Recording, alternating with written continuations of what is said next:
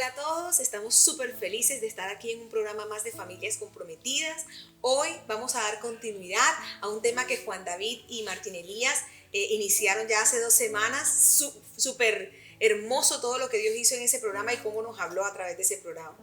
Qué bueno es poder hablar hoy de presión de grupo y de cómo tratarlo al interior de la familia. Así es. Vamos a iniciar recordándoles pues una historia que sucedió hace muchos años en Sodoma y Gomorra, una ciudad que Dios determinó destruir porque el pecado que practicaban era mucho, era muy grande. Allí las borracheras, las orgías, la prostitución, el adulterio era lo común, pero en esa ciudad había una familia.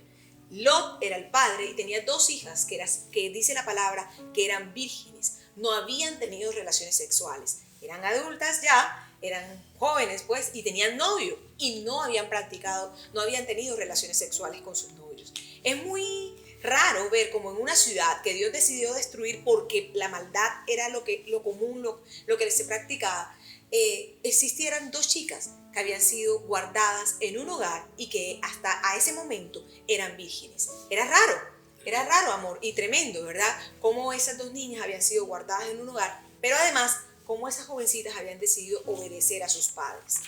Vemos cómo esa situación aún influye en ellas en capítulos más adelante y los invito a leer la historia. Pero vamos a detenernos un momento allí en observar y mirar cómo se habían guardado la virginidad de estas niñas hasta esa edad.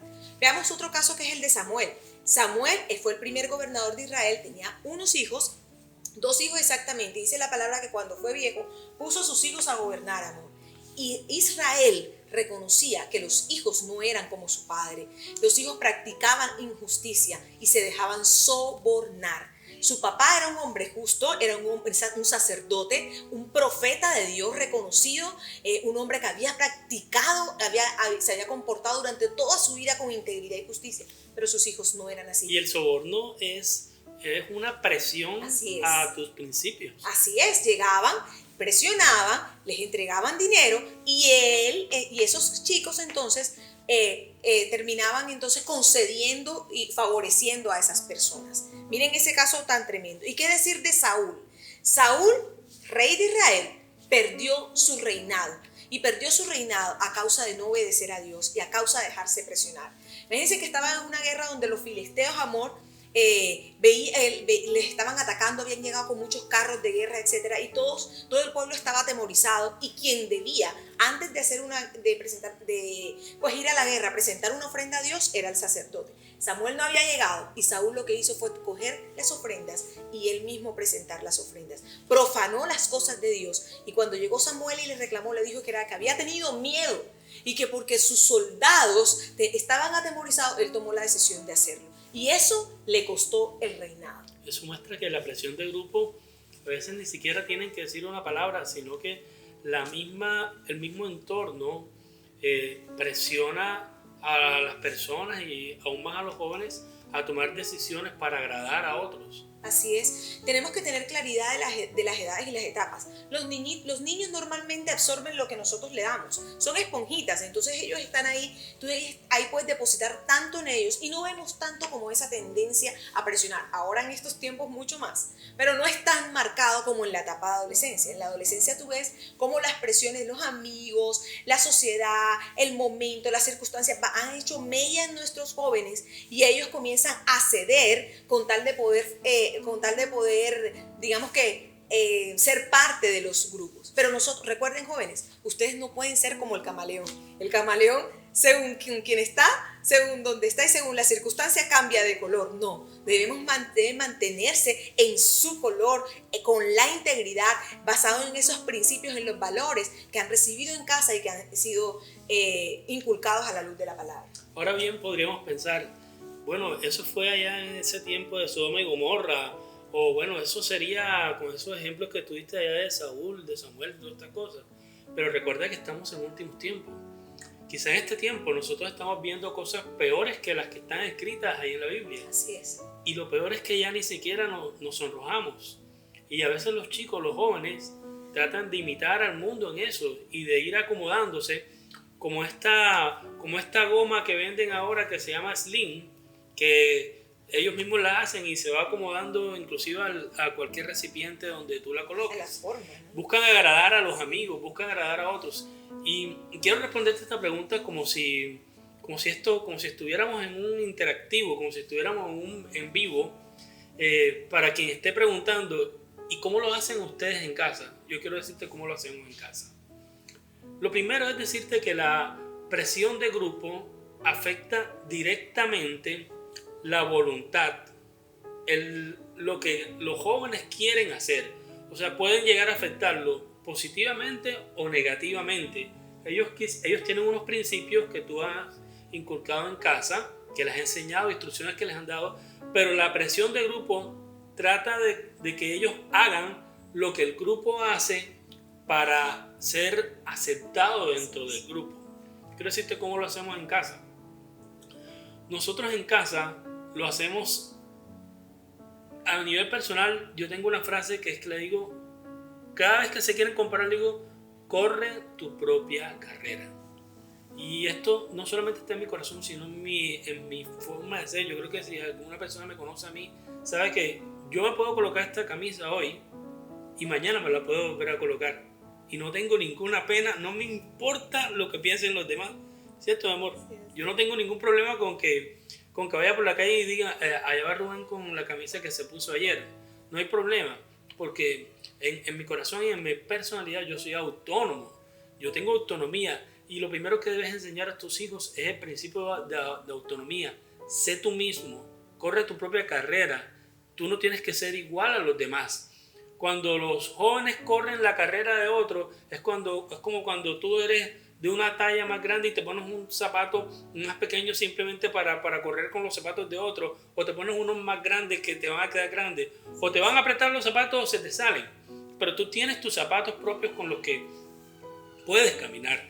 Recuerda que tú tienes un propósito, que fuiste diseñado para eso, que tú tienes una familia donde has sido formado, enseñado, que tú tienes inclusive unos deseos de hacer cosas en la vida, y tú tienes tu propia personalidad. Tú no tienes que ser como nadie. Eso lo enseñamos a nuestros hijos. Tú tienes que ser tú mismo. Así es. Si hay alguno de tus hijos que la gente dice, mira, que es inquieto, déjelo, él es alegre, esa es su personalidad. Si hay otro que es muy calladito, entonces la presión del grupo que tiene que hablar, y entonces los chicos comienzan a hacer locura, cortes de cabello, una cantidad de cosas que no lo hacen porque esté dentro de sí, sino porque quieren agradar a otros. Entonces recuerda esta frase, más que todo lo que te he dicho, recuerda esta frase: corre tu propia carrera. No mires hacia los lados. Si tú miras a Usain Bolt, el corredor, jamás lo ves mirando a quien viene al lado. Está enfocado en la meta. Enfócate en la meta. Tú ves los ciclistas, normalmente van mirando hacia adelante. El campeón mira hacia adelante. Al campeón no lo presiona al grupo. El campeón presiona al grupo a que traten de correr hacia donde va. Recuerda que tú eres un campeón. Así es. Tú eres un águila. Así es, así es. Y bueno, siguiendo con lo que Rubén decía, ¿cómo lo hacemos en casa? Tres cosas importantes les decimos. El amor. La palabra dice que el amor cubre multitud de errores. Ahí es importante afirmar a los hijos, ahí es importante inculcarles y recordarles cuál es su valor, su identidad, su propósito en esta tierra. Lo segundo es con diálogo permanente. Es importante hablar todos los días, porque todos los días los chicos, los jóvenes, los adultos que están todavía en casa, ¿verdad? Están expuestos a muchas presiones, y es importante que ellos puedan llegar a casa y tengan con quién hablar, con quién desahogarse, con quién descargar todo. Inmediatamente ahí podemos nosotros contrarrestar cualquier cosa, ¿verdad? Cualquier contaminación, cualquier situación, y ayudarles pues a tomar decisiones correctas, guiarles, aconsejarles. Y lo tercero es y que Ani, disculpa que te interrumpa, claro, que tengan la confianza de hacerlo es contigo como padre, porque tú podrías tener mucho el deseo de ayudarlos, pero si tú no has abierto tu corazón, si tú no te has ganado su confianza, si tú no los has apoyado, sino que simplemente los fusilas cada vez que comete un error, no va a tener la confianza de acercarte a ti. Entonces tú lo primero que tienes que pedirle al Espíritu Santo que te ayude a que tus hijos confíen en ti. Así es, esa parte es importante. Rubén decía, y en este segundo punto de diálogo permanente, ahí Rubén siempre les dice, corre tu carrera, corre tu carrera. Y en mi caso personal les digo, tienen dos formas de aprender, por el consejo o con los golpes. Y qué bonito es poder tener hijos que tengan los oídos abiertos y atentos a sus padres. Y el tercer aspecto que les recomendamos aquí es no perder de norte, que pueden estar pequeños, pueden estar preadolescentes, adolescentes o inclusive ya adultos, y es necesario la disciplina y el castigo. La disciplina hay que tenerla, hay que seguirla, ¿verdad? La Proverbios 13:24 dice que si amas a tu hijo, corrígelo. Si no lo amas, no lo castigues. No lo castigues, así lo dice, ¿verdad? Y dice también en el 13:1, el hijo sabio acepta que su padre lo castigue, el hijo malcriado no permite que le llamen la atención. Yo quiero decirte a ti, papá, y a ti, mamá, si estás viviendo situaciones muy fuertes de rebeldía con tus hijos, en los que están en la etapa de adolescencia, no todo está perdido, estás a tiempo. Dice la palabra de Dios, Proverbios 19:18, corrige a tu hijo mientras aún hay esperanza. No te hagas cómplice de su muerte. A mí me pasaba que en algunos momentos ahí en esa etapa de adolescencia yo decía, Dios, Señor, esto no, es fuerte. O sea, a veces contrarrestar cosas y situaciones que se presentaban, y yo decía, ¿qué es esto? Y me encontré un proverbio que me impresionó, que es el Proverbio 22:15, que dice, la necedad es parte del corazón juvenil, pero la vara de la disciplina lo corrige. Así que con amor, cubriéndole, guardándoles, afirmándoles, mostrándoles su identidad y propósito, con diálogo permanente y con disciplina, estamos seguros que vas a poder contrarrestar esas presiones de grupo. Hay otra frase, otra palabra clave que es la accesibilidad. Okay, preocúpate porque tus hijos tengan acceso a ti.